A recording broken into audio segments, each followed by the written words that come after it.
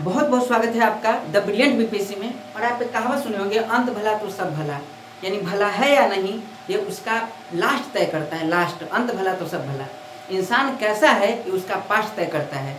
और एग्जामिनेशन में क्वेश्चन कैसे आएंगे उस एग्जामिनेशन का इतिहास तय करता है। और इतिहास का अर्थ PYQ, प्रीवियस ईयर क्वेश्चन। तो इस क्लास में हम लोग प्रॉपर केमिस्ट्री के जितने क्वेश्चन अभी तक बीपीएससी एग्जामिनेशन में पूछे गए हैं सभी क्वेश्चन पर बात करेंगे। और हमारा जो पैटर्न होगा क्वेश्चन के साथ ऑप्शन का डिटेल एनालिसिस। मैं आपको बता दूं कि हम लोग बात करने वाले 1992 से 2024 तक जितने क्वेश्चन पूछे गए हैं सब पर हम इस तरीका से बात करेंगे। पूरा एकदम गारंटेड क्वेश्चन यहाँ से क्वेश्चन आने वाले हैं।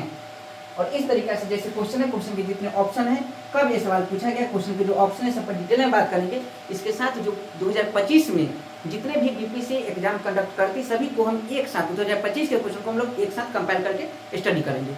तो चलिए सबसे पहला हमारा सवाल एकदम एनर्जी के साथ समझना है, पूरा एकदम गर्दा गर्दा उड़ा देना और सारा क्वेश्चन के साथ आंसर के साथ उसको ऑप्शन के और जितने आयाम है सब कुछ आपके दिमाग में सेट कर दूंगा। पूरा अपने आप पर भरोसा रखना है, मुझ पर भरोसा रखना है और अच्छे से इस क्लास को एकदम एंजॉय करना है। प्रेशर में नहीं पढ़ना है क्योंकि आपका माइंड है प्रेशर कुकर में है। ठीक है, 2 सीटी लगाइए और काम खत्म। चलिए सबसे पहला सवाल कि जिस तत्व के परमाणु में 2 प्रोटॉन, 2 न्यूट्रॉन और 2 इलेक्ट्रॉन होते उस तत्व की द्रव्यमान संख्या। हालांकि मैं जितने क्वेश्चन इधर वो एटॉमिक स्ट्रक्चर के लेसन जो फिजिक्स में पढ़ना है जिसे मॉडर्न फिजिक्स कहते हैं और केमिस्ट्री का भी इंपॉर्टेंट पार्ट है, इस सेक्शन को हम एक साथ कंपाइल किए हैं क्योंकि यहाँ से मैक्सिमम सवाल बनने के चांसेस हैं। अब आराम से, अगर आपको केमिस्ट्री आता है अच्छी बात है, केमिस्ट्री नहीं आता है बहुत अच्छी बात है। अगर केमिस्ट्री नहीं आता है तो आप एकदम झंझना के समझिएगा सब कुछ। चलिए तो सबसे पहला सवाल एक बार पढ़िए कि जिस तत्व के, चलिए कोई तत्व है परमाणु में, कोई तत्व के परमाणु होते हैं क्योंकि आपको पता है तत्व एक ही प्रकार के परमाणु से मिलकर बना होता है। 2 प्रोटॉन, 2 न्यूट्रॉन और 2 इलेक्ट्रॉन होते हैं। अब समझते हैं कि जैसे मान लीजिए कोई परमाणु है ऐसे और परमाणु के अंदर क्या होते हैं, प्रोटॉन। अब जानते हैं कि परमाणु के ठीक बीच में नाभिक है और नाभिक में पाए जाते हैं प्रोटॉन, तो नाभिक में प्रोटॉन है। नाभिक में पाए जाते हैं न्यूट्रॉन, तो नाभिक में ही क्या है, न्यूट्रॉन है। ठीक है, हम समझते हैं एक प्रोटॉन है एक न्यूट्रॉन है और 2 इलेक्ट्रॉन, तो इलेक्ट्रॉन बाहर चक्कर लगाते हैं। अब मुझे जल्दी से बताइए प्रोटॉन की संख्या कितनी, 2, उसका न्यूट्रॉन की संख्या कितनी, 2 और इलेक्ट्रॉन की संख्या कितनी, 2। तो पूछा जा रहा है तत्व की द्रव्यमान संख्या बताइए। अब बताइए मैं अगर आपसे पूछूं कि आपका वजन कितना है तो इसके लिए आपको आपका मतलब आपका वजन को हमको मेजर करना पड़ेगा। आपको एक तुला ले लिए, तराजू, और तराजू पे आपको बैठा दिए तो आपका पूरा अच्छे से वजन कर दिए। आपका वजन आ गया 80 kg। ठीक है, आप हट्टे कट्टे 3-4 कट्ठे के अच्छे 80 kg आ गया। और उसके बाद आपको हम उतार दिए, उतारने के बाद आपका बाल 4 पकड़ के नोच दिए। ठीक है, या फिर आपको टकला कर दिए, फिर आपका हम वजन किए। आपका वजन कितना होगा, 80 kg के आसपास, 80 kg में होगा। इसका मतलब साफ साफ फिर आपको टकला पूरा नहीं कि 1-2 बाल पकड़ के आपका उखाड़ दिए। अब सोचिए बाल आपका प्रॉपर हम हटा दिए, 2 बाल आपका, फिर हम वजन करेंगे तो वजन कितना होगा आपका 80 kg, क्योंकि आपके बाल नोचने से आपके वजन में कोई खास फर्क नहीं पड़ेगा। उसी प्रकार से किसी भी एटम में याद रखना है प्रोटॉन न्यूट्रॉन से उसके वजन में फर्क पड़ता है, लेकिन इलेक्ट्रॉन बाल जैसा होता है, इलेक्ट्रॉन के होने से न होने से कोई खास फर्क नहीं पड़ता है। इसीलिए द्रव्यमान बनाने वाले जो कण होते हैं कौन होते हैं, प्रोटॉन और न्यूट्रॉन। तो जब भी अगर आपसे पूछे कि अगर किसी भी तत्व का अगर द्रव्यमान संख्या की बात की जाए, मतलब ऐसा कौन सा कण है, ऐसे कौन से कण जो कणों की संख्या द्रव्यमान बनाने में सम्मिलित होगी, तो द्रव्यमान संख्या में हमेशा वैसे कण की बात होगी। तो बताइए कौन कौन होगा, प्रोटॉन न्यूट्रॉन। द्रव्यमान संख्या को भी एटॉमिक मास कहा जाता है। क्या कहा जाता है, atomic mass number, atomic mass number. इसीलिए द्रव्यमान संख्या को सूचित किया जाता है ए से। किसे सूचित किया जाता है, ए से। और द्रव्यमान संख्या निकालने के लिए हम किसको जोड़ेंगे, प्रोटॉन की संख्या और न्यूट्रॉन की संख्या को जोड़ेंगे। इतना बात आ रहा है समझ में। अब एक काम करते हैं, तो इसका मतलब द्रव्यमान संख्या निकालने की क्या करेंगे, प्रोटॉन की संख्या, number of proton, number of neutron जोड़ेंगे, काम हो जाएगा। लेकिन फिर भी अगर मान लीजिए आपको कंसेप्ट समझ में नहीं आया, हालांकि समझ में आ गया होगा, मुझे पूरा यकीन है और आपको भी यकीन है कि समझ में आ गया होगा, लेकिन फिर भी इसका एक आसान तरीके से देहाती भाषा मतलब ठेठ भाषा में बना सकते हैं। जैसे कभी कभी गाँव में क्या होता है, मतलब मोटा हो गया खा खा के, तो नहीं बोलते कितना मोटा हो गया, ऐसा बोलते हैं हम लोग। तो बोलता है कि तुम्हारा कमाई खा रहे हैं, मतलब हम अपन कमाई खा रहे हैं, अपन मोटा हो रहे हैं। तो आपको बस बहुत ज्यादा कंफ्यूजन हो, कुछ नहीं करना, ये सब हटा दीजिए। और आपको याद रखना जो मोटका है उसको क्या कहेगा, तुम मोटा हो गए हो, तो बोलेगा तुम्हारा कमाई खा रहे हैं, अपन कमाई खा रहे हैं। आपको याद रखना अपन, क्या याद रखना है, अपन। तो A बराबर P प्लस N, यानी A का वैल्यू अगर निकालना हो तो उसके लिए प्रोटॉन न्यूट्रॉन को ही जोड़ना पड़ता है। कंप्लीट। अब देखिए प्रोटॉन कितने हैं, 2, तो लिख दीजिए 2। न्यूट्रॉन कितने हैं, 2, तो लिख दीजिए 2। और 2 अब प्लस 2 कितना होगा, 4। आंसर देखिए 4 कहीं है, खत्म। आज के बाद अगर आपसे पूछे कोई भी द्रव्यमान संख्या तो आप क्या बोलेंगे, द्रव्यमान मतलब वजन, हम अपन कमाई खाते हैं, A बराबर P प्लस N। अब परीक्षा में हो सकता है कोई पूछे न्यूट्रॉन की संख्या, तो न्यूट्रॉन कैसे निकालना, हम जानते हैं मैथ में न्यूट्रॉन निकालना तो उसको जैसे के तैसे छोड़ देंगे और बाकी जो बचा इसको इधर भेज देंगे। तो ए का वैल्यू देगा। न्यूट्रॉन पूछेगा तो ए में से पी घटा देंगे, प्रोटॉन पूछेगा तो ए में से एम घटा देंगे। आगे हम देख लेंगे।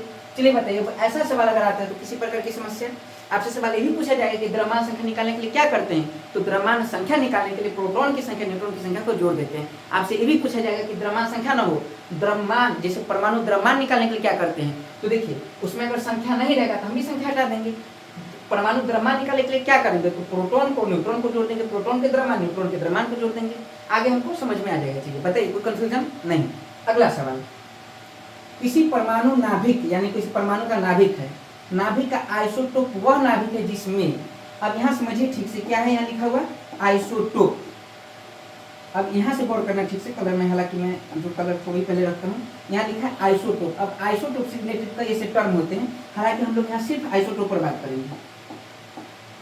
अब आइसोटोप का क्या मतलब होता है, देखिए आप कभी क्लास में सुने होंगे, आप जैसे कई बच्चे क्लास में होते हैं ऐसे जो टॉप करता है, टॉप, ठीक है, roll number 1 yes sir, roll number 2 yes sir, वो सब टॉप किया है। तो टॉप का मतलब अगर आप पूछेगा टॉप का क्या मतलब होता है, तो बोलेगा हम प्रथम पोजीशन हासिल किए हैं, हम पहला नंबर पर आए हैं, समझिएगा ठीक से, टॉप किया है वो।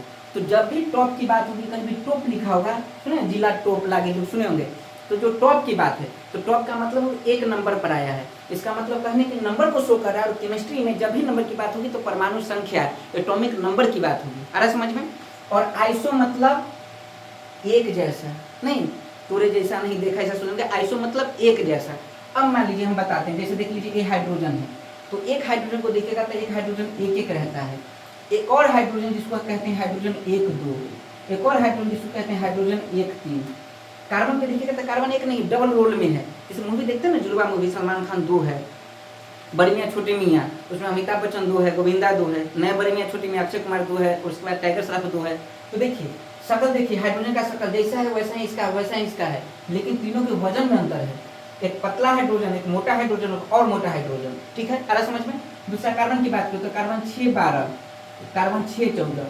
अब सोच के बताइए, अगर पूछेंगे, देखिए नीचे जो लिखा है इसका रोल नंबर लिखा है, इसी को परमाणु संख्या कहते हैं। अब बताइए टोक मतलब क्या होता है, स्थान। अब बताइए इस हाइड्रोजन का स्थान क्या है, तो 1, इस हाइड्रोजन का स्थान क्या है 1, इस हाइड्रोजन का स्थान क्या है 1। बोलेगा हम भी टॉप मारे, हम भी टॉप मारे, हम भी टॉप मारे, हम भी टॉप किए।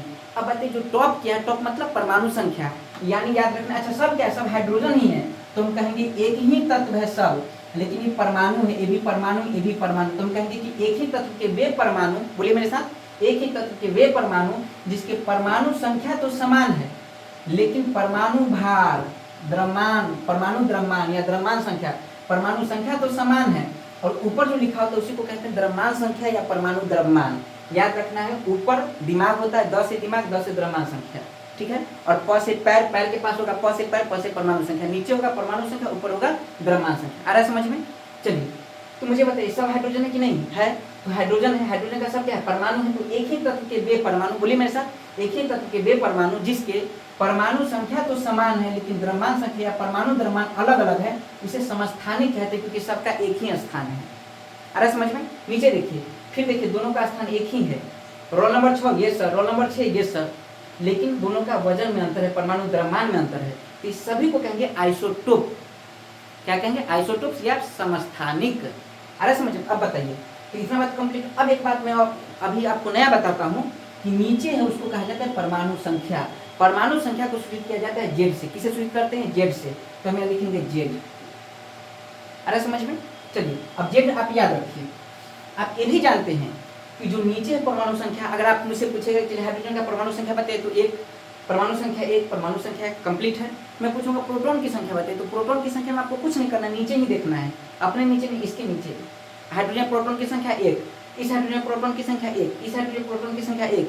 और थॉमसन के एटॉमिक मॉडल हम लोग पढ़े हैं, किसी परमाणु में जितने इलेक्ट्रॉन होते हैं उतने ही प्रोटॉन होते हैं। अगर इस हाइड्रोजन प्रोटॉन की संख्या 1 है तो इलेक्ट्रॉन की संख्या भी कितनी होगी, 1।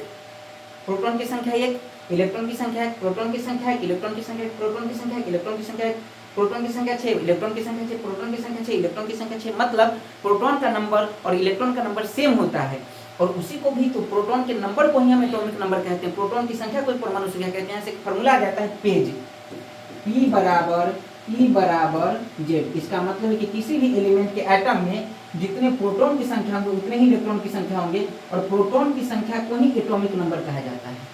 याद रहेगा। अब मैं अगर आपसे क्वेश्चन पूछूं कि परमाणु संख्या किसे कहा जाता है, तो आपको कहना है परमाणु संख्या, प्रोटॉन की संख्या को परमाणु संख्या कहते हैं। अब मैं पूछूं प्रोटॉन की संख्या को परमाणु संख्या कहते हैं, इलेक्ट्रॉन की संख्या को भी तो कह सकते हैं, क्योंकि जितना प्रोटॉन की संख्या का उतना ही इलेक्ट्रॉन की संख्या उतना ही परमाणु संख्या। तो क्या इलेक्ट्रॉन की संख्या को भी परमाणु संख्या कहा जा सकता है? तो आपको एकदम जवाब एकदम हाजिर जवाबी होना है, बोलना है नहीं। क्यों?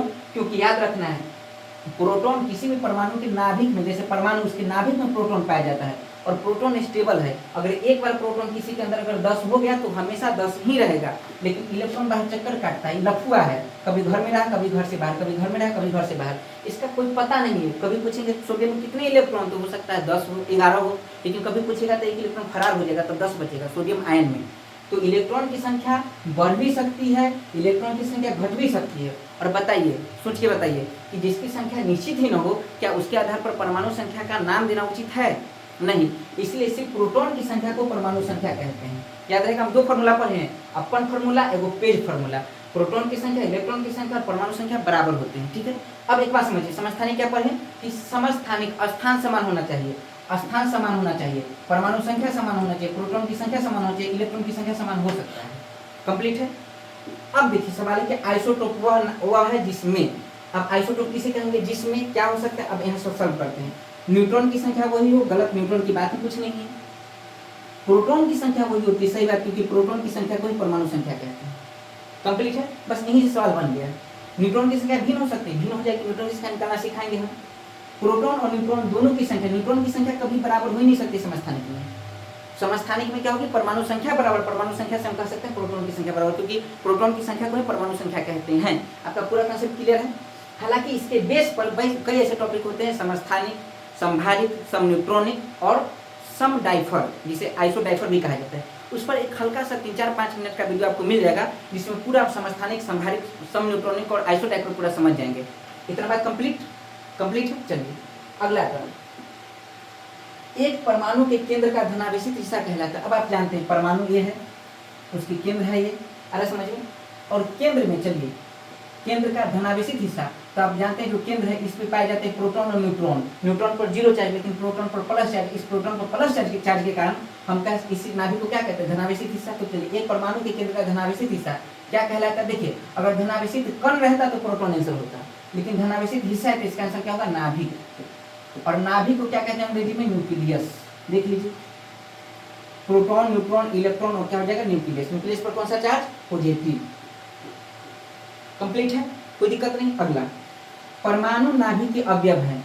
अब नाभिक के अवयव कहने का मतलब कि नाभिक में क्या क्या पाया जाता है? तो दुनिया में सब बच्चे, लगभग बच्चे जानते हैं कि नाभिक में प्रोटॉन और न्यूट्रॉन पाए जाते हैं। तो चलिए देखिए क्या है। सिर्फ परमाणु में पूछता तो इलेक्ट्रॉन, प्रोटॉन, न्यूट्रॉन तीनों होता है, लेकिन परमाणु के नाभिक में अवयव है। तो नाभिक के अवयव कौन कौन है? तो नाभिक में क्या पाए जाते हैं? तो नाभिक में देखिए परमाणु है, परमाणु की बाहरी कक्षा में इलेक्ट्रॉन चक्कर लगाते हैं, और नाभिक में क्या पाया जाता है? Proton plus neutron. देखिए प्रोटॉन और न्यूट्रॉन यहाँ कंप्लीट। चलिए अगला सवाल, निम्नलिखित में से कौन सा विकल्प गलत है? अब समस्थानिक वाला एकदम कंप्लीट कर लेना है। हालांकि समस्थानिक के बारे में कुछ बातें मैं आगे इसी, चूंकि समस्थानिक से सवाल और भी आएंगे एक बार, इसलिए अभी थोड़ा सा छोड़ गया। उसमें समस्थानिक, समभारित, समन्यूट्रॉनिक सारा अच्छे से ट्रिक के साथ बता दूंगा। चलिए, निम्नलिखित में से कौन सा विकल्प गलत है? अब गलत विकल्प की बात हो रही है, हम आराम से समझते हैं। नाभिक, एकदम बहुत आराम से, नाभिक के अंदर प्रोटॉन और इलेक्ट्रॉन की उपस्थिति। अब सोचिए निम्नलिखित में से कौन सा विकल्प गलत है? नाभिक की बात करें तो हम सोचेंगे नाभिक कहाँ है, एक बार में क्वेश्चन सॉल्व करना है। तो सबसे पहले हम बनाएंगे परमाणु। परमाणु के ठीक बीच में क्या पाया जाता है? नाभिक। अब नाभिक के अंदर प्रोटॉन तो पाए जाते हैं, हम जानते हैं, लेकिन प्रोटॉन के साथ क्या पाया जाता है? न्यूट्रॉन पाया जाता है। अब कह रहा है नाभिक के अंदर प्रोटॉन और इलेक्ट्रॉन, जैसी क्या बात गलत, अब इसमें पढ़ना ही नहीं। अब चलिए, क्योंकि नाभिक के अंदर इलेक्ट्रॉन नहीं पाया जाता है, लाइन गलत हो गया, तो इस पर पढ़ेंगे नहीं। अब लेकिन सवाल पूछेगा निम्नलिखित में से कौन सा विकल्प गलत है? अब गलत ही तो चुना था, गलत हो गया, आंसर हो गया सही। अब आगे एग्जाम में नहीं पढ़ेंगे, लेकिन चूंकि यहाँ हम डिस्कस करें, हमें सीखना है, इसलिए हम अगला ऑप्शन को पढ़ते हैं, क्या सीख सकते हैं उससे। इलेक्ट्रॉन ऋण आवेशित होते हैं तथा इसका द्रव्यमान नगण्य होता है। हम जस्ट बताए हैं, इलेक्ट्रॉन पर माइनस चार्ज होते बात आपको पता है, और मैंने बताया था कि आपका वजन किए तराजू पे बैठा है, आपका बाल नोचलिए फिर तराजू पे बैठा है, वैसा ही इलेक्ट्रॉन है, आपके बाल का वजन नहीं, इलेक्ट्रॉन का भी कोई वजन नहीं होता, इसलिए कहा गया इलेक्ट्रॉन का द्रव्यमान नगण्य होता है। बात तो सही है। तो जैसे बात ये गलत है तो बाकी सब सही होगा। तो आपको यहाँ से याद रखना है कि इलेक्ट्रॉन पर ऋण आवेशित होता है, इलेक्ट्रॉन ऋण आवेशित है, ऋण आवेशित करने इसका द्रव्यमान नगण्य होता है। अच्छा, परमाणु संख्या, एक तत्व के परमाणु प्रोटॉन की संख्या बता चुका हूं, प्रोटॉन की संख्या को ही परमाणु संख्या कहते हैं, तो ये बात भी सही है। समस्थानिक परमाणु ईंधन के रूप में चिकित्सा क्षेत्र में कार्बन डेटिंग उपयोगी होते हैं। अभी समस्थानिक पर हम बात करेंगे, उसमें बताएंगे कि समस्थानिक C14 जो बताएं उससे जीवाश्म के जैसे डायनासोर कितना पुराना है, किसी न किसी समस्थानिक से पता करेंगे। कोई पृथ्वी की आयु कितनी है, चंद्रमा की आयु कितनी है, यूरेनियम डेटिंग से पता करते हैं। तो समस्थानिक के बहुत सारे यूज हैं। समस्थानिक यूज वास्तव में परमाणु ईंधन के रूप में यूरेनियम 92-235 का यूज करते हैं। चिकित्सा क्षेत्र में जैसे आप जानते हैं कोबाल्ट 60 उसका प्रयोग हम कैंसर में करते हैं। कार्बन डेटिंग, कार्बन से जब हम डेट निकालते हैं, कार्बन से जब हम आयु निकालते हैं उसे कार्बन डेटिंग कहा जाता है। तो ये सब सारे पॉइंट सही आपको याद रखना है चीजें कंप्लीट। इसके बारे में हम लोग अभी जस्ट बात करेंगे इसी लेक्चर में। चलिए ये वाला हमारा कंप्लीट हो गया। अब अगला है कह रहा कौन सा विकल्प गलत है, तो गलत हो गया। नीचे ऑप्शन उपयुक्त में से कोई नहीं, उपयुक्त में से एक से अधिक, तो एक ही है बस, बाकी सब सही है। अब अगला सवाल, चलिए समझ आया ठीक से। अगला सवाल, परमाणु की नाभिक में कौन से मूल कण होते हैं। अब परमाणु की नाभिक में मूल कौन से है, मूल कण कौन से है, तो देखिए आप जानते हैं नाभिक है, परमाणु है, परमाणु के बीच में नाभिक के न्यूट्रॉन और प्रोटॉन दो कण पाए जाते हैं। प्रोटॉन पर प्लस चार्ज होता है, न्यूट्रॉन पर 0 चार्ज होता है, कोई चार्ज नहीं। प्रोटॉन का खोज किया था गोल्डस्टीन ने, किसने, गोल्डस्टीन ने। हालांकि प्रोटॉन का नाम दिए थे रदरफोर्ड, ये बात आपको याद रखना है। और न्यूट्रॉन का खोज किए थे चैडविक। ये तो बीपीएससी का फेवरेट टॉपिक, यहाँ से बार बार सवाल पूछे जाता है कंप्लीट। तो चलिए बताइए नाभिक में, तो नाभिक में क्या क्या पाया जाता है, P+N। तो देखिए P+N कहाँ है, प्रोटॉन प्लस न्यूट्रॉन में, खत्म। चलिए अगला सवाल, एक तत्व के इलेक्ट्रॉन और न्यूट्रॉन की संख्या क्रमशः 18, 20 है, तो तत्व की द्रव्यमान संख्या। अब देखिए, अब आपको घबराना नहीं, द्रव्यमान संख्या बता चुका हूँ। अब देखिए जितना आप जानते हैं उसी से सवाल हम बना लेंगे, कुछ ज्यादा एक्स्ट्रा नहीं सोचना है। अगर सवाल थोड़ा सा टफ भी करने का प्रयास करो तो भी घबराने की जरूरत नहीं है। एक तत्व है, ठीक है भैया, इलेक्ट्रॉन और न्यूट्रॉन की संख्या दिया हुआ है। इलेक्ट्रॉन की संख्या कितना दिया हुआ है, 18, और न्यूट्रॉन की संख्या कितना दिया हुआ है, 20। अब द्रव्यमान संख्या, द्रव्यमान मतलब मोटका, ठीक है, तुम मोटा हो गए हो, तुम्हारा कमाई खाते हैं, अपन कमाई खाते हैं, याद रखना है, A बराबर P+N, A P N अपन। अब देखिए A निकालने के लिए द्रव्यमान संख्या क्या है, A है, P+N चाहिए। अब N तो दिया है, न्यूट्रॉन दिया है कितना, 20, तो न्यूट्रॉन की जगह 20 लिख देंगे। और P कितना दे, ओ माय गॉड, P तो दिया ही नहीं है, P इलेक्ट्रॉन दिया 18, लेकिन हम जानते हैं पेज P बराबर E बराबर Z, जितना प्रोटॉन उतना ही इलेक्ट्रॉन। अब बताइए अगर इलेक्ट्रॉन 18 है तो प्रोटॉन भी कितना होगा, 18, यहाँ लिख देंगे 18। अब देखिए जोड़ना है तो हम जानते हैं 8 0 8 लास्ट में 8 होगा, वही आंसर होगा, खत्म। कोई डाउट। चलिए अगला सवाल, एक नाभिक की द्रव्यमान संख्या है, द्रव्यमान संख्या कैसे निकालते हैं, वही बात है अपन। मैं बता रहा हूँ द्रव्यमान संख्या से बार बार सवाल पूछा जाता है। द्रव्यमान मतलब याद रखना है कि वजन कितना, खा खा के मोटा गया, अपन कमाई खाते हैं, A बराबर P+N। तो द्रव्यमान संख्या निकालेंगे, क्या करेंगे, प्रोटॉन और न्यूट्रॉन की संख्या निकालेंगे। अब देखिए यहाँ से मैंने एक बात बताया था शुरू में, जब द्रव्यमान संख्या की बात करेगा, संख्या की, तो हम देखेंगे प्रोटॉन और न्यूट्रॉन की संख्या। लेकिन पूछेगा परमाणु द्रव्यमान की, तो देखेंगे प्रोटॉन का द्रव्यमान कितना है, न्यूट्रॉन का द्रव्यमान क्या है। अरे समझ में, जब द्रव्यमान पूछेगा तो द्रव्यमान पर सोचेंगे, संख्या पूछेगा तो संख्या में टिक लगाएंगे। अब देखिए सवाल है द्रव्यमान संख्या, मास नंबर। तो देखिए न्यूट्रॉन और प्रोटॉन, बात सही, उसकी संख्या का योग हो गया, पहला आंसर सही। अगर संख्या नहीं रहता है यहाँ और पूछता नाभिक का द्रव्यमान है, तो नाभिक द्रव्यमान क्या है, तो न्यूट्रॉन और प्रोटॉन का कुल द्रव्यमान होता है, ये वाला हो जाता है। चलिए बताइए कोई डाउट, सारा सवाल पूछा हुआ है, कोई दिक्कत नहीं। देख रहे हैं कितना आसान सवाल आता है, हालांकि हार्ड सवाल भी है, उस पर हम आगे आएंगे। शुरू में एकदम समझिए कि जैसे बाहुबली 2 समझने के लिए बाहुबली 1 देखना जरूरी है, ठीक है, तो बेसिक है, बाहुबली 1 बेसिक है, बाहुबली 2 के लिए। अब प्लूटोनियम न्यूक्लियाइड, जैसे प्लूटोनियम एक तत्व है, प्लूटोनियम 94-242, उसके नाभिक में न्यूट्रॉन की संख्या कितनी होती है। अब बताइए, अब तो नहीं पढ़े, न्यूट्रॉन की संख्या नहीं निकालने आता है, बहुत आसान है, बताऊंगा तरीका, लेकिन जो आप पढ़े हैं, जितना आप जानते हैं क्या उसके आधार पर क्वेश्चन सॉल्व कर सकते हैं। अब बताइए न्यूट्रॉन आप कहाँ देखेंगे, न्यूट्रॉन की संख्या कहीं देखे हैं क्या, हाँ देखे हैं, किसमें, वही द्रव्यमान संख्या वाला भी, A बराबर P+N। हम लिख लेते हैं, कुछ नहीं करना है, A बराबर P+N। हम एक बात जानते हैं, क्या निकालना है इसमें, न्यूट्रॉन की संख्या निकालना है, तो न्यूट्रॉन तो A वाला है, तो उसको जैसे के तैसे हम छोड़ देते हैं, ठीक है। अब देखिए, अब हम जानते हैं प्लूटोनियम लिखा है, नीचे लिखा है 94, 94 वास्तव में परमाणु संख्या है। लेकिन हम एक बात और जानते हैं, P बराबर E बराबर Z, परमाणु जो मतलब प्रोटॉन की संख्या उसी उतना ही होता है, इलेक्ट्रॉन की संख्या उतना ही होता है परमाणु संख्या। अब देखिए परमाणु संख्या 94, मैं बता चुका हूँ, नीचे लिखा होगा परमाणु संख्या, ऊपर लिखा होगा परमाणु द्रव्यमान या परमाणु भार। तो अगर Z है 94, तो इलेक्ट्रॉन की संख्या कितना हो गया, 94, प्रोटॉन की संख्या कितना हो गया, 94। अब देखिए प्रोटॉन की संख्या कितना निकल गया, 94, और ऊपर जो लिखा है मैं बता चुका हूँ, 10 से दिमाग, 10 से द्रव्यमान संख्या, तो ऊपर लिखा है क्या, द्रव्यमान संख्या 242, अब बताइए न्यूट्रॉन आप नहीं निकाल सकते, मैथ में आप जानते हैं जिसको निकालना उसको छोड़ दीजिए, बाकी सब तो मोड़ दीजिए। अब 242 में 94 इधर फेंकिएगा, एबीसीडी का अक्षर है तो उसको छोड़ दीजिए और एक जैसा को एक तरफ मोड़ दीजिए, तो 242 में और इधर आएगा तो 94 घटा देंगे। अब 12 में से 4 घटा तो 8 आना चाहिए, जिसका अंत में 8 होगा, देख लीजिए वही आंसर हो जाएगा। अब सवाल है कि सर इतना तो हम दिमाग नहीं लगा पाएंगे, आपका दिमाग कमजोर है, आप कमजोरी का दवाई खाए कीजिए। अब याद रखना है कि इतना दिमाग नहीं लगाना, बहुत आसान तरीका में बताता हूँ, कुछ नहीं करना है। अगर ऐसा सवाल आता है, जब भी आपसे न्यूट्रॉन की संख्या पूछा जाए, कुछ नहीं करना है, ऊपर का माइनस नीचल का।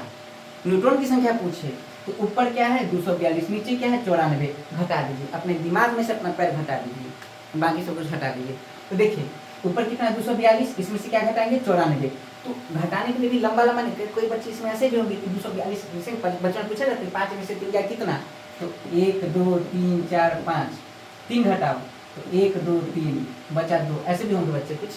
तो ऐसा नहीं करना है, 242 लाइन नहीं खींचना है इसमें, एकदम पूरा नहीं घटाना है, कंप्लीटली क्या करना है कि देखिए 242 है लास्ट में, 242 में 94 घटाना है, 12 में से 4 गया 8, 8 किसके लास्ट में, वहाँ से टिक मार दीजिए, खत्म।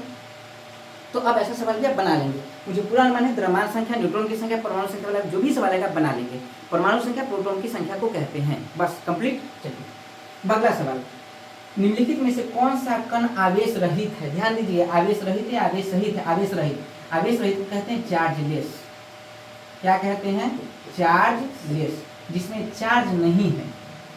अब मैं कुछ कण का लिस्ट बना देता हूँ क्योंकि ऐसा सवाल आगे नहीं आएगा, ठीक है, मतलब कई बार पूछा गया लेकिन सवाल को मैं एक ही बार दिया हूँ, तो कुछ लिस्ट बनाते तो लिस्ट आप याद कर लेंगे। क्या है आवेश रहित कण है। अब कितने कण है, कौन कौन से पढ़ने मैं बताता हूँ। सबसे पहले आप देखेंगे इलेक्ट्रॉन, इलेक्ट्रॉन को होता है माइनस चार्ज, ठीक है। उसके बाद देखना है प्रोटॉन, पी से प्लस और पी से प्रोटॉन, इस पर प्लस चार्ज। न्यूट्रॉन, एन से न्यूट्रॉन, एन से न्यू चार्ज, इस पर जीरो चार्ज। इतना तो आपका कंप्लीट है। चलिए अब जैसे इलेक्ट्रॉन पर माइनस चार्ज है वैसे ही बीटा कण पर माइनस चार्ज है, जैसे प्रोटॉन पर प्लस चार्ज है वैसे अल्फा कण पर प्लस चार्ज है। हालांकि अगर आपसे पूछे कोई अल्फा क्या है तो अल्फा हीलियम का नाभिक है, क्या है हीलियम का नाभिक, और इस पर 2 प्लस होते हैं, याद रहेगा। अल्फा पर क्या प्लस, बीटा पर क्या माइनस, और न्यूट्रॉन पर जैसे जीरो उस प्रकार से गामा पर कौन सा चार्ज होगा जीरो, याद रहेगा। चलिए बताइए इलेक्ट्रॉन पर माइनस, प्रोटॉन पर प्लस, प्रोटॉन मतलब पी से प्रोटॉन पी से प्लस, आपको याद भी होगा। न्यूट्रॉन पर जीरो चार्ज, बीटा पर माइनस, गामा पर प्लस, ठीक है। उसके बाद गामा सॉरी मतलब अल्फा पर प्लस और गामा पर जीरो। कई बार क्या होगा, अच्छा एक दिन तो आपको याद है, इसमें कंफ्यूजन होता है कई बार, इतना नहीं सोचना है, इतना नहीं सोचिए। अल्फा बीटा गामा एक लाइन से बोलते हैं ना, अल्फा बीटा और गामा, अल्फा पहला उस पर प्लस दे दीजिए, बीटा पर माइनस दे दीजिए, गामा पर जीरो दे दीजिए, इतना कंप्लीट आप जानते हैं। अब देखिए प्रोटॉन, प्रोटॉन पर प्लस, इलेक्ट्रॉन पर माइनस और न्यूट्रॉन पर जीरो चार्ज। अब इसके अलावा कुछ विद्युत चुंबकीय तरंग है, ठीक है, विद्युत चुंबकीय तरंग जिसको किरणें भी कहते हैं और उसके भी कण होते हैं। अब जैसे मैं बताता हूँ, एक है गामा जो पहले आ चुका है, उसके बाद X U V I M R. अगर आपसे पूछे कि एक्सरे पर कौन सा चार्ज है, एक्सरे जो आप करवाते होंगे अल्ट्रासाउंड के टाइम पे एक्सरे, ठीक है, अल्ट्रासाउंड हालांकि अल्ट्रासोनिक वेव है, ठीक है, एक्सरे मेडिकल स्कूल मतलब जाते होंगे हॉस्पिटल में तो एक्सरे भी करवाते होंगे, हड्डी वगैरह टूट जाए तो पता करने के लिए। तो गामा पर कौन सा चार्ज है, गामा पर देख चुके हैं जीरो, एक्स रे पर जीरो, अल्ट्रावायलेट पर जीरो, वायलेट पर जीरो, विजिबल रे पर जीरो, इंफ्रारेड पर जीरो, माइक्रोवेव पर जीरो, रेडियो वेव पर जीरो। इसका मतलब जितने भी विद्युत चुंबकीय तरंग है, विद्युत चुंबकीय तरंग की संख्या 7 है, ये सब विद्युत चुंबकीय तरंग है, इसकी संख्या कितनी है 7, इस पर सब पर चार्ज क्या होता है जीरो। एक पूछा जाता है फोटोन, फोटोन पर कौन सा चार्ज जीरो, याद रहेगा, क्योंकि याद रखना है प्रकाश जो विजिबल रे है यही फोटोन से बने होते हैं। जब इस पर जीरो चार्ज है विजिबल, अरे समझ में, तो जैसे कि फोटोन पर कौन सा चार्ज होगा जीरो। एक पूछा जाता है एग्जाम में कॉस्मिक रे, एक क्वेश्चन पूछा गया है कॉस्मिक रे, ब्रह्मांड किरणें, ठीक है, कॉस्मिक रे पर याद रखना है, इस पर चार्ज याद रखना है, ये आवेशित होता है, प्लस भी हो सकता है माइनस भी हो सकता है, मतलब ये आवेशित है, ठीक है। कॉस्मिक क्योंकि याद रखना है कॉस्मिक रे है वो हाइड्रोजन से बना होता है, हालांकि मैक्सिमम चांसेस पर प्लस ही होता है।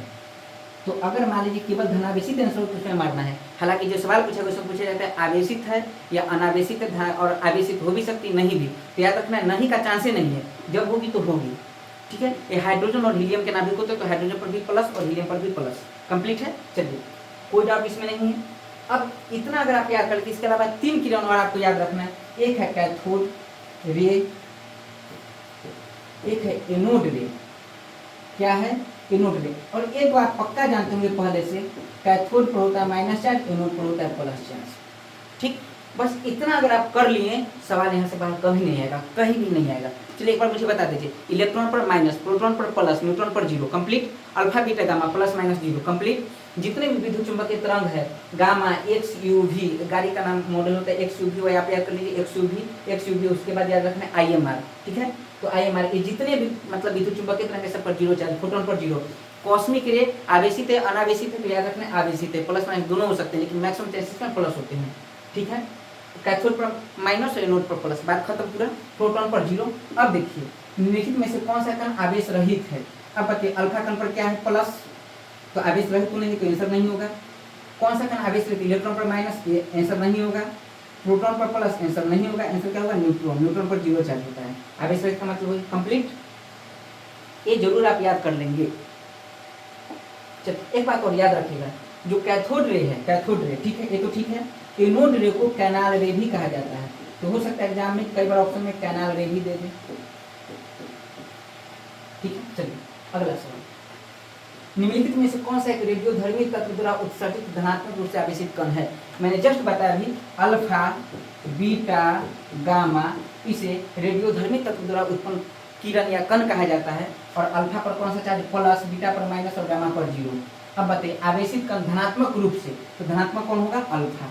और ऐसे भी आप रेडियोधर्मी नहीं भी जानते तो याद बताइए, कैथोड पर भी जस्ट बताया माइनस, बीटा पर क्या बताया माइनस, अब बचा अल्फा, इसी पर तो प्लस होगा, कंप्लीट। चलिए अगला, एक तत्व के समस्थानिक अलग अलग होते हैं। अब इसमें समस्थानिक पर हमें पूरा बात करना है। चलिए, एक तत्व के समस्थानिक, अब नाम से पता चले, इसी को आइसोटोप कहा जाता है। समस्थानिक मतलब उसका स्थान क्या होना चाहिए, समान। और केमिस्ट्री में स्थान का मतलब होता है परमाणु संख्या। अब देखिए, 4 ऐसे टर्म होते हैं, मैं यहाँ बताता हूँ। कितने टर्म, 4 टर्म। एक होता है समस्थानिक, मेरे साथ बोलिएगा, समस्थानिक। और नोट भी आपको करना है, समस्थानिक को मुझे में कहा जाता है आइसोटोप, ठीक है। एक है समभारिक, इसे कहा जाता है आइसोबार। और एक है समन्यूट्रॉनिक, बोलिए मेरे साथ, इसे कहा जाता है आइसो इलेक्ट्रॉनिक्स। और एक है जिसे कहते हैं समडाइफर।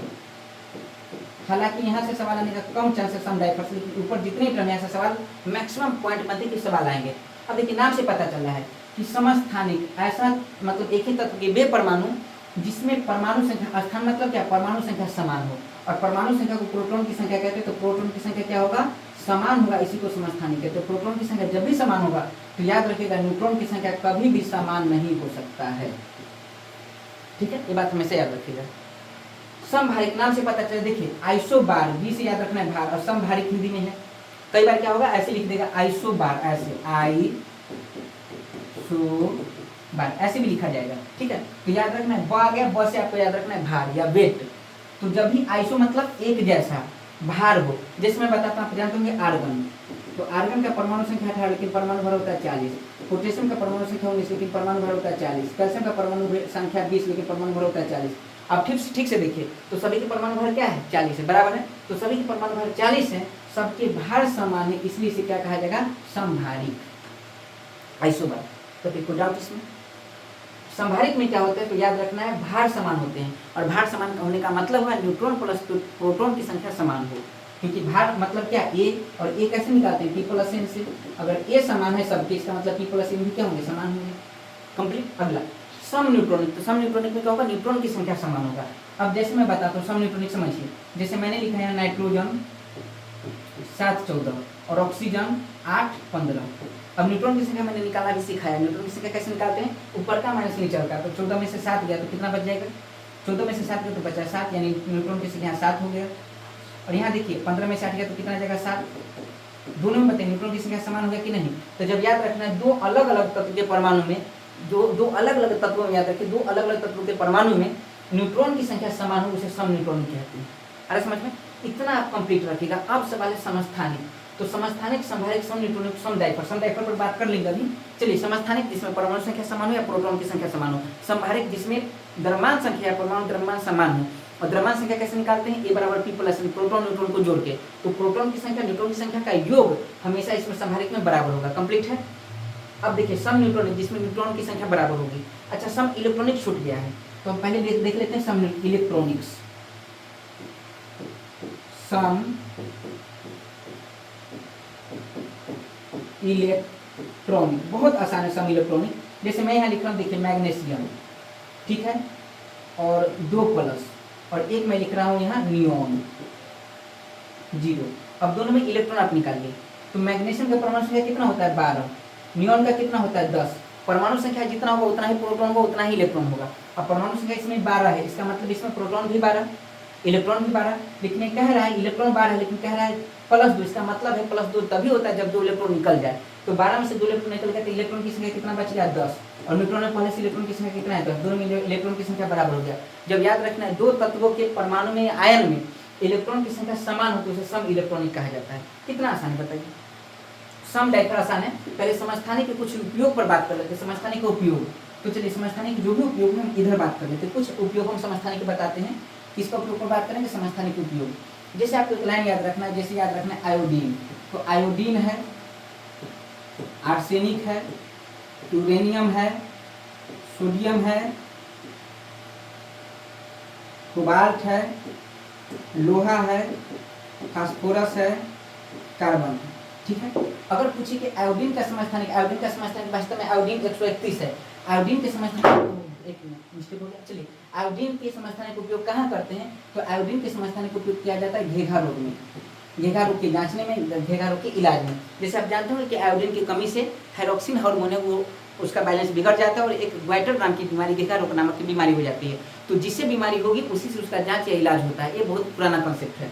तो अगर पूछे आयोडीन के समस्थानिक को यूज किया जाता है तो घेघा के इलाज में, घेघा के जांच में।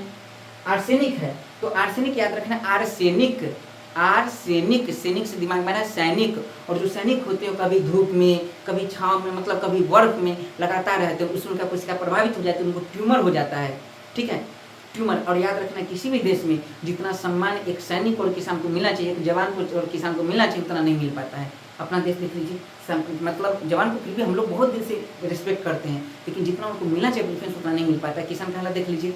तो याद रखना उन लोग को क्या हो जाता है, ट्यूमर। तो याद रखना आर्सेनिक, सेनिक क्या हो जाता है, ट्यूमर। वहां से याद रखना आर्सेनिक से किसका जांच होता है, ट्यूमर का। ये बात याद रहेगा। और ट्यूमर धीरे धीरे कैंसर बदल जाता है, लेकिन हालांकि आपको ट्यूमर में टिक मारना है। कैंसर और ट्यूमर दोनों, तो ट्यूमर में टिक मारना है। ट्यूमर न हो ऑप्शन तो कैंसर में टिक आप करेंगे। अच्छा यूरेनियम, यूरेनियम जो है 9235, इसका यूज होता है परमाणु बम बनाने में, नाभिक के रिएक्टर में, याद रखना बहुत ऊर्जा उत्पन्न करने में। तो याद रखना इसका यूज कहाँ होगा, एटॉमिक रिएक्टर में, यानी परमाणु ऊर्जा के उत्पादन में। लेकिन अगर ये ऑप्शन न रहे तो यूरेनियम का प्रयोग करते हैं पुराने चट्टान की आयु निकालने में। और पृथ्वी कितना पुराना है, चंद्रमा का चट्टान कितना पुराना है, कैसे पता करते हैं, यूरेनियम से। और यूरेनियम से तिथि निकाला जाता है, इसलिए इसे कहते हैं यूरेनियम डेटिंग। तो यूरेनियम से क्या करते हैं, यूरेनियम से डेटिंग भी करते हैं, ठीक है। चलिए पुरानी चट्टान का आयु कैसे निकालते हैं, यूरेनियम से। पुराने चट्टान का आयु कैसे निकालते हैं, यूरेनियम से। अच्छा सोडियम, आप जानते हैं आपके ब्लड में सोडियम की मात्रा डिसबैलेंस हो जाए तो आप डिसबैलेंस अनबैलेंस कहा जाता है उसे, ठीक है। अगर आपके बॉडी में सोडियम की मात्रा अनबैलेंस हो जाए तो आप भी अनबैलेंस हो जाएंगे। इसलिए शरीर में रक्त कैसा घूम रहा है, बॉडी में सोडियम कहाँ होता है, ब्लड में। तो ब्लड में रक्त परिसंचरण तंत्र कैसा, कैसे जांचेंगे, सोडियम से। तो सोडियम से क्या जांचेंगे, ब्लड सर्कुलेटरी सिस्टम, लिख लीजिएगा, रक्त परिसंचरण तंत्र। कोबाल्ट, कोबाल्ट 60 वास्तव में, कोबाल्ट 60 का यूज कहाँ होता है, देखिए कोष कोबाल्ट, कोष कैंसर। आप सोचिएगा कोष कैंसर कब होने लगा अभी जस्ट, ठीक है। ट्रिक यूज कीजिएगा, कोष कैंसर, ठीक है। कोबाल्ट CO लिख रहे हैं और C से कैंसर। अच्छा लोहा, लोहा कहाँ पाया जाता है, हमारे ब्लड में। और लोहा, ब्लड की कमी को कहते हैं अरक्तता, एनीमिया। तो याद रखना अरक्तता जांचने के लिए, अरक्तता के इलाज में किसका प्रयोग करते हैं, लोहा का। लोहा के कौन से समझते हैं, लोहा 59। फास्फोरस 31 का यूज करते हैं ल्यूकेमिया, ल्यूकेमिया एक प्रकार का कैंसर। तो ल्यूकेमिया के इलाज में किसका प्रयोग करते हैं, फास्फोरस 31 का। और कार्बन का इलाज, कार्बन का यूज, कार्बन 2 होते हैं, कार्बन 612 और कार्बन 614, बहुत इंपॉर्टेंट है, कार्बन 612 और कार्बन 614। तो दोनों के अनुपात से पता करते हैं कि कोई जीवाश्म कितना पुराना है। लेकिन कितना पुराना है, याद रखना लगभग 60,000 वर्ष पुराना जीवाश्म को। यानी अगर कोई जीवाश्म है, जैसे कोयला कितना पुराना है, पेट्रोलियम कितना पुराना है, डायनासोर कितना पुराना, हालांकि डायनासोर बहुत पुराना हो जाता है, किसी जीव का अवशेष, जीवाश्म का अवशेष कितना पुराना है कैसे पता कर सकते हैं? कार्बन डेटिंग से। इसी को कार्बन डेटिंग कहते हैं, कार्बन तिथि गणना कहते हैं। और इसका जो खोज किए थे, ठीक है, इसका खोज किए थे विल्सन ने। इसका मतलब इसका जो थ्योरी दी थी विल्सन ने, ठीक है। तो इतना बात आपको याद रखना बहुत इंपॉर्टेंट है। और इसके बारे में बिलार्ड भी बताते, बिलार्ड। चलिए इतना कंप्लीट। अगला, नाभि के विखंडन किसके संघात के कारण होता है? नाभि के विखंडन बहुत आसान है। जैसे देख लीजिए, अगर मान लीजिए कोई ये एटम है और एटम के अंदर ठीक बीच में क्या है? परमाणु। सॉरी, कोई एटम है और एटम के ठीक बीच में क्या है? नाभि। नाभि में पाए जाते हैं न्यूट्रॉन प्लस प्रोटॉन, ठीक है। अगर मान लीजिए इसको मतलब इस एटम को विस्फोट करना है, विखंडित करना है, तो इस पर कुछ नहीं कीजिए, न्यूट्रॉन का बमबारी करा दीजिए। और न्यूट्रॉन का जब बमबारी कराएंगे तो जाहिर सी बात है, अगर यूरेनियम है तो याद रखना बेरियम में टूट जाता है, उसका प्लूटन में टूट जाता है और अलग से 2 न्यूट्रॉन निकल जाते हैं। हालांकि 1 न्यूट्रॉन नहीं चला जाता, तो हम गणना करते हैं कि 3 न्यूट्रॉन निकल गया। तो देखिए यूरेनियम किसमें टूट गया? बेरियम में और प्लूटन में। इसे ही कहा जाता है नाभिक के विखंडन। तो नाभिक के विखंडन के कारण बताइए क्या करना, किसका अटैक करवाना पड़ेगा? न्यूट्रॉन का, सिर्फ न्यूट्रॉन का। कंप्लीट है। एक ही प्रकार के परमाणु निम्न में से किसमें मिलता है? तो एक ही प्रकार का परमाणु से बने पदार्थ को तत्व कहा जाता है। देखिए तत्व, अरे समझ में। अगला सवाल, निम्नलिखित में से किसमें ऋणात्मक आवेश होता है? अब मैं जो बताऊं वहीं से सवाल होगा डिफिनेट। तो देखिए एक्सरे विद्युत चुंबकीय तरंग, इस पर 0 आवेश, अल्फा पर प्लस आवेश, बीटा पर माइनस आवेश, यही ऋणात्मक आवेश। निम्नलिखित में से कौन सा इलेक्ट्रॉनिक संस्रूपण धातु तत्वों के लिए होता है? यानी इलेक्ट्रॉनिक विन्यास। अब देखिए 3 प्रकार के तत्व होते हैं हमारे पास, एक धातु, एक अधातु नॉन मेटल और एक उपधातु। अब एक काम करते हैं, यहाँ लिखते हैं पहले उपधातु और एक अधातु। अब ध्यान रखना किसी भी इलेक्ट्रॉनिक विन्यास लिखते हैं, अगर लास्ट में 1 2 3 आ जाएगा तो 100% वो धातु होगा। लास्ट में 4 आ जाए तो मैक्सिमम चांस उपधातु होगा, गारंटी लेकिन मैक्सिमम चांस। अच्छा, लास्ट में 5 6 7 हो तो 100% अधातु हो, और लास्ट में 8 हो, ठीक है, तो याद रखना क्या होगा? अक्रिय गैस। लेकिन हीलियम एक ऐसा अक्रिय गैस है जिसके लास्ट में अंतिम कक्ष में कितने इलेक्ट्रॉन होते हैं? 2 इलेक्ट्रॉन। इतना आपको याद रहेगा। अब बताइए निम्नलिखित में से कौन सा इलेक्ट्रॉनिक संरूपण धातु के लिए होता है? अब धातु के लिए क्या होना चाहिए? 1 2 3। अब देखिए क्या है? 2 इसमें है, खत्म। तो कोई डाउट? अगला सवाल, निम्न तत्वों में से किसमें न्यूट्रॉन नहीं होता है? न्यूट्रॉन निकालने की संख्या तरीका मैं बता चुका हूँ। ऑक्सीजन है तो ऑक्सीजन का परमाणु संख्या कितना है? तो परमाणु संख्या है 8 और 16। नाइट्रोजन का कितना है? 7 और 14। ये तो कम से कम 30 तक आपको याद होना चाहिए। हाइड्रोजन कितना है? 1 और 1। तांबा का कितना है? तांबा का है 29 और याद रखना 63.5। तो एक बात बताइए, न्यूट्रॉन कैसे निकालते हैं? ऊपर का माइनस नीचे का। तो ऊपर कितना? 16 में से 8 जाएगा तो कुछ ना कुछ आंसर होगा, 14 में से 7 जाएगा तो 7, कुछ ना कुछ आंसर होगा, 63 में से 29 जाएगा कुछ ना कुछ आंसर होगा। 1 में से घटेगा 0, इसका मतलब हाइड्रोजन न्यूट्रॉन नहीं होता है। तो हाइड्रोजन न्यूट्रॉन नहीं, आंसर सी हो जाएगा। कंप्लीट याद कर लीजिए, पूरे केमिस्ट्री में हाइड्रोजन ही ऐसा तत्व जिसमें न्यूट्रॉन नहीं होता है, इसलिए हाइड्रोजन सबसे हल्का तत्व है। सबसे हल्का तत्व इधर उधर घुमाते रहते हैं, इसको आवारा तत्व भी कहते हैं। और बैलून में हाइड्रोजन गैस इसलिए भरा जाता है क्योंकि उसमें न्यूट्रॉन नहीं होने के कारण हल्का होता है। तो बैलून बाकी गैसों से हल्के होने के कारण, जो हाइड्रोजन गैस है बाकी गैस से हल्का है, बैलून में भरेंगे तो बैलून काफी ऊपर जाएगा। हालांकि हाइड्रोजन बहुत ज्वलनशील गैस है, इसलिए अब बैलून में भरना उसे बंद कर दिए और हाइड्रोजन के बाद जो हल्की गैस उसे हीलियम कहते हैं और हीलियम को भर देते हैं, क्योंकि हीलियम अकेली गैस है और उसमें आग नहीं लगती है। और हाइड्रोजन ज्वलनशील होने के कारण बैलून में आग लग जाती है और दुर्घटना घट सकती है। बताइए कोई डाउट? अगला, रासायनिक गुणों को अपरिवर्तित रखते हुए एक परमाणु के नाभिक में जोड़े जाने वाले कण है। अब बताइए, सोचिए, परमाणु है, इसका नाभिक है, इसमें न्यूट्रॉन है और प्रोटॉन है। अब बताइए मैं क्या क्या जोड़ सकता हूँ? तो देखिए नाभिक में इलेक्ट्रॉन तो कभी जाएगा नहीं, तो इलेक्ट्रॉन तो जोड़ नहीं सकते हैं। और दूसरी बात, प्रोटॉन को अगर हम प्रवेश कराएंगे तो प्रोटॉन का गुण जो है वो याद रखना है, पूरे किसी भी परमाणु का प्रोटॉन उसके रासायनिक गुण को निर्धारित करता है, केमिकल प्रॉपर्टीज को निर्धारित करता है। अब रासायनिक गुण को निर्धारित करता है, अब प्रोटॉन को घुसाएंगे जैसे ही तो प्रोटॉन की संख्या बढ़ जाएगी। जैसे मान लीजिए प्रोटॉन अगर 10 है तो हम कहेंगे नियोन है, क्योंकि प्रोटॉन की संख्या को परमाणु संख्या कहते हैं। लेकिन प्रोटॉन जैसे ही घुसा दिए तो 11 हो गया। अब जैसे ही 11 प्रोटॉन हो गया तो हो गया सोडियम। इसका मतलब इसका केमिकल प्रॉपर्टीज, नियोन का केमिकल प्रॉपर्टीज, सोडियम का केमिकल प्रॉपर्टीज तो चेंज हो गया। अब इसमें क्या करेंगे? अगर मान लीजिए न्यूट्रॉन घुसा देते तो न्यूट्रॉन घुसने से कोई फर्क नहीं पड़ेगा, ना तो आवेश पे फर्क पड़ेगा और न प्रोटॉन में फर्क पड़ेगा। इसलिए अगर किसी परमाणु का गुण को अगर अपरिवर्तित रखना है, मतलब कांस्टेंट रखना है, तो उसमें क्या प्रवेश कराइए? न्यूट्रॉन। ठीक है, अब सोचिएगा सर अभी तो आप बताए थे न्यूट्रॉन को प्रवेश कराने से नाभिक के विखंडन तक प्रवेश नहीं कराने से, अटैक कराने से, उसका एक वेग होता है, उसका कंडीशन होता है। नाभिक जब विखंडन पढ़ाऊंगा तो बताऊंगा। अरे समझे साइक्लोट्रॉन से मतलब आवेशित कराया, मतलब उच्च वेग त्वरित वेग प्रदान किया जाता है। चलिए कंप्लीट है। हालांकि एक बात और बता दो, साइक्लोट्रॉन से सिर्फ उसी कण का उच्च वेग दिया जा सकता है जो आवेशित हो, जैसे प्रोटॉन या इलेक्ट्रॉन। हालांकि धन आवेशित पर ज़्यादा काम करता है। मैं नाभिक के विखंडन का एक छोटा छोटा क्लिप लेकर आऊँगा, बताऊँगा, उसमें अच्छे से सब कुछ बताऊँगा। चलिए कंप्लीट है। अगला सवाल, चलिए ये हमारा प्रॉपर इतना सवाल कंप्लीट हो गया। मुझे पूरा यकीन है कि आपको सब कुछ समझ में आया होगा, अच्छे समझ में आया होगा और पूरा एकदम याद हो गया होगा। इतना अगर आप कंप्लीट कर लेते हो तो इससे रिलेटेड जितने सवाल आगे हो गए आप बना लेंगे। अब अगले क्लास में हम लोग इससे आगे की क्लास पर बात करेंगे और लगभग 5 से 7 क्लास में पूरा केमिस्ट्री का पीओ को हम कंप्लीट कर लेंगे। मिलते हैं अगले क्लास में एक नई ऊर्जा के साथ, नई उमंग के साथ। तब तक के लिए जय हिंद, जय भारत।